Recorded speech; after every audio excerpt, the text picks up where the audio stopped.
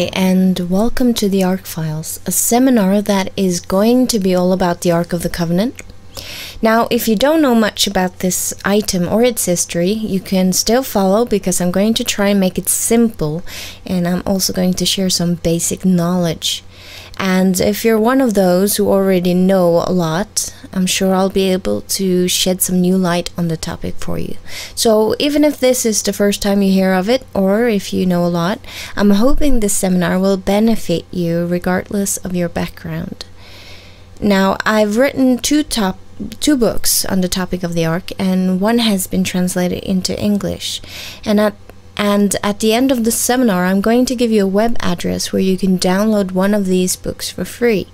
Now, I don't like to speculate too much, and I'm a great fan of looking at just the facts. However, I do think that this book contains facts, and therefore it's going to be our guideline throughout the series. Now, the Ark of the Covenant is the most holy object described in the Bible, and it once stood in the Jewish temple. Then it was lost. There has been many theories on what happened to it, but the Bible itself doesn't say what happened. Some think that it had supernatural powers. Others, they don't even believe it ever existed. In our days, the Ark has been portrayed in at least one fantasy movie, and here's a rather large replica from the Carnival in Rio, and here in Jerusalem is a replica being escorted by Christians and Jews at Sukkot. There has been several claims that the Ark has been found. Some say it's in a cave in the desert. Some claim it's in a church in Ethiopia, and some claim it's right underneath the Dome of the Rock in Jerusalem. Here you can see Jews praying in front of the famous Wailing Wall. And of course they're praying towards their Temple Mount, where their temple once stood, and where the Ark of the Covenant was. Now, the Muslim mosque is standing at the same place, or at least very close to where the Jewish temple once stood. And this is, of course, creating a lot of emotions in both Muslims and Jews. And some Jews are thrilled with the idea that the Ark would be hid right underneath the dome, indicating it to be their rightful property. Some people even wants to tear down the Muslim mosque, and others don't believe that the Jewish temple should be rebuilt until the Messiah comes. And we're going to look briefly at some of these claims. However, we're going to have our main focus on the claim made from a man from Tennessee. He started excavating in Jerusalem in 1979, and he claims he found it in 1981. His claim was shocking to many because he claimed the Ark was and is hid right underneath the Golgotha escarpment where Jesus was crucified. And he said there was an earthquake crack going from the crosshole down towards the cave, and that blood had gone from Christ's side and down onto the Ark. So we are definitely going to look into this claim. But first, we're going to go through the basics so that anyone, no matter what background, can follow this topic. The story behind why God had the Ark of the Covenant made. So, according to the Bible, in the beginning, there was a God who created the heaven and the earth, and the first human couple, Adam and Eve. And God gave them the right to rule over the planet and over all the animals. Their main home, or their base of leadership, was in a garden called Eden, where God had planted two special trees.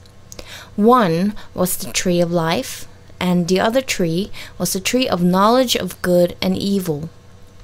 They were not allowed to eat of this particular tree. God planted this tree in the Garden of Eden as a representation of their loyalty to their Creator and Supreme King. Now, some think this was the only commandment, but there was another. After the creation, God sanctified the Sabbath and made it holy, a memorial of Him as the Creator. So Adam and Eve had to sanctify this day also, and they were not allowed to touch or eat of the fruit of this one tree. And they were happy. However, a war had started in heaven, a battle between one of God's great cherubims and God Himself. And we read in Ezekiel 28, verse 14 to 15, You were the anointed cherub who covers. I established you. You were on the holy mountain of God. You walked back and forth amidst of fiery stones. You were perfect in your ways from the day you were created, till iniquity was found in you. And from Isaiah, how you are fallen from heaven, O Lucifer, son of the morning, how you are cut down to the ground, you who weakened the nation. For you have said in your heart, I will ascend into heaven, I will exalt my throne above the stars of God. I will also sit on the mount of the congregation, on the furthest sides of the north. I will ascend above the heights of the clouds, I will be like the Most High. Now notice the words like the Most High. Like God, he wanted to be like God. Now there is a lot of mysticism around his name. He's not just known as Lucifer, but also the devil, the serpent, and Satan.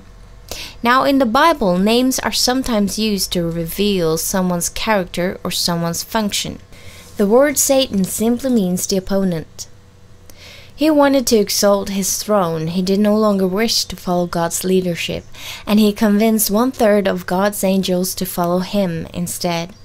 On earth, he came in the form of a serpent, and he tempted Eve to eat of the forbidden tree.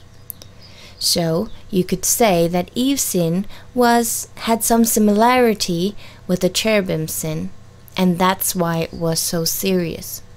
He claimed that instead of being God's loyal child, she would become as God. But God had said that if she was disobedient to his law, she would receive a death penalty. Attempting to become as God herself, she broke one of the commandments of God, and she was registered an offender of the law and received a death sentence along with her husband, who also ate of the tree. So what we have here is God claiming through this tree that he left on the planet he created, that he owned the planet and the right to reign over it and over them. As long as they didn't eat of this tree, they agreed in God's right as a lawmaker on the earth. But they did. The couple and the leaders of their planet was now under the accusation of having broken the law of the Supreme King of the universe, and they lost privileges of caring for God's garden in Eden. But as they were horrid with the consequences of the riot, God noticed something in them that he did not notice in the cherubim who had made similar sin. And so he noticed their repentance, and a promise came from the Creator. He said that from the womb of Eve, someone would come and win victory on their behalf. They were left with the hope of a Redeemer. From that time, they were asked to sacrifice a lamb, to put the blame for their sin on this lamb, and then killing it. God gave them a promise of a substitute who would take their punishment. Thus the hope of the Messiah arose. The hope and the promise given to Eve was an inspiration to all of the world's ancient religions. Now the same has happened today. Christianity started with one man and his 12 apostles, but today we have hundreds of different denominations, all claiming to have the truth. And so it was back then. Adam and Eve received a promise and instructions, and since then many of the religions that later arose was because they all thought they had the truth of what once was given to them. But of course all of them couldn't have the exact truth. So a woman with a child that would be a hero was a part of the early religions after the flood. Egypt and the kingdoms of Mesopotamia, the great nations of the past, they all had it in their religion too. Many claimed to be this hero, but truth had become so corrupted that God needed to have a group that would represent him and the truth of him before the rest. Around this time, the Creator chooses a man, later known as Abraham, to guard the truth of him. His grandchild, Jacob, was also called Israel, and his 12 sons became the 12 tribes of Israel. They ended in Egypt, where they were made into slaves of Pharaoh. Now we're going to go back to the cherubim that wanted to be like God. He dressed as a serpent to fool Eve, and after this God condemned the serpent to have to crawl on his belly. Now, serpents have, to our scientific knowledge, never had wings or legs. However, ancient cultures seem to know that the serpent once had it, showing how the story of what happened in the garden might have been something they all knew of. And you can see these images from, for instance, Egypt. Now, there might be a double condemnment here. In the Bible, the cherubims are described with wings and not the angels. Now, the cherubim's wings were a part of their work tool, or their function.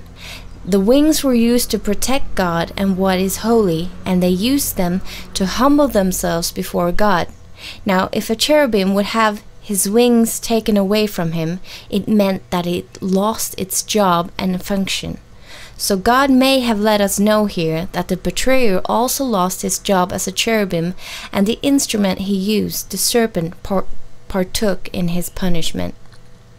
And we're going to talk more about cherubims when we go into the details of the Ark of the Covenant. As you've seen on the pictures, it has 2 cherubims.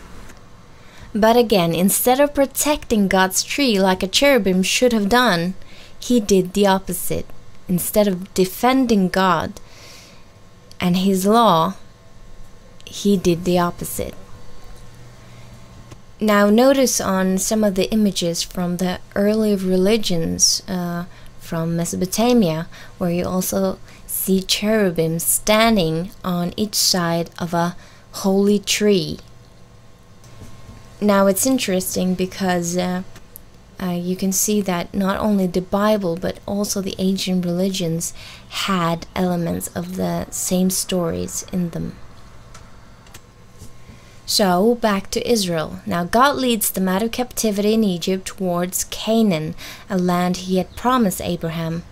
But first God wanted them to come to Mount Sinai, where he would make a special covenant with them. They were to represent him to the world.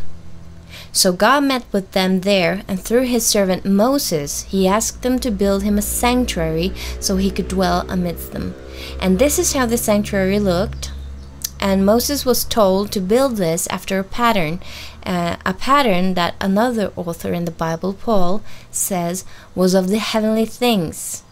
So this sanctuary was a copy of a sanctuary in heaven, very important. Now it had 7 main items, and 2 of these items combined were the Ark of the Covenant, and it was to stand in the place called the most holy place of the tabernacle. God wrote with his own finger his 10 commandment law on 2 tables of stone, and these tables were called the 10 words and God's testimony. Now I want you to remember this as we continue the study, God's testimony. These tables of stone were to be placed into the ark, and so this is the basic, and in the next episode we're going to get down to business and talk about the ark's significance. What is the ark and what is the purpose of it? Why did God ask to have it made? To learn more about Adam and Eve and the Israelites and the ark, you can please study the book of Genesis and the book of Exodus for a more complete picture. And these 2 books are the first 2 books in the Bible. Now in the next sequence we're going to talk about what the ark is, and the ark is several things, and we're going to start off with focusing on one, especially one of the things, and I think this will amaze many. Thank you for listening.